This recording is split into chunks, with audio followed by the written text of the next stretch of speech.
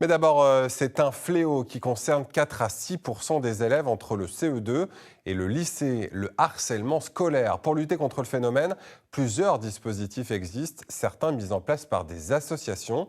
Illustration ce matin dans un collège nantais pour un temps d'échange de 2 heures à destination aussi bien des victimes que des harceleurs potentiels. Cathy Collin et Boris Vache.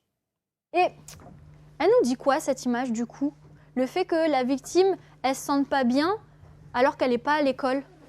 Difficulté à s'endormir, à manger, à travailler, ce sont les symptômes visibles du harcèlement. Tous n'en arrivent pas là, mais certains ont en tête des moqueries répétées qui ont amené de l'angoisse dans la cour de récré. Tous les jours, on entend des trucs méchants sur toi.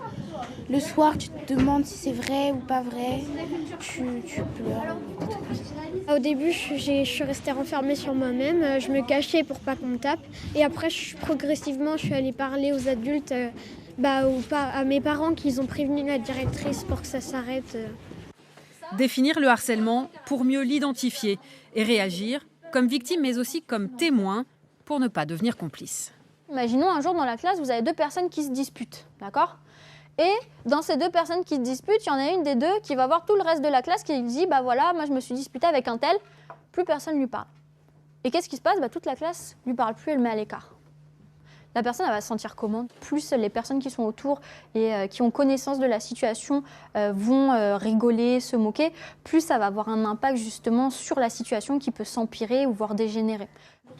Un danger renforcé par l'usage des réseaux sociaux et les jeux vidéo en ligne. Ces dernières années, les établissements scolaires multiplient les actions de prévention.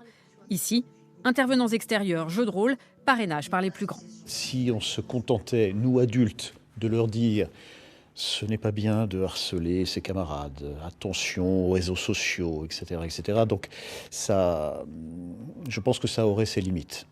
Au collège, plus de 2 enfants par classe peuvent être concernés par une situation de harcèlement scolaire.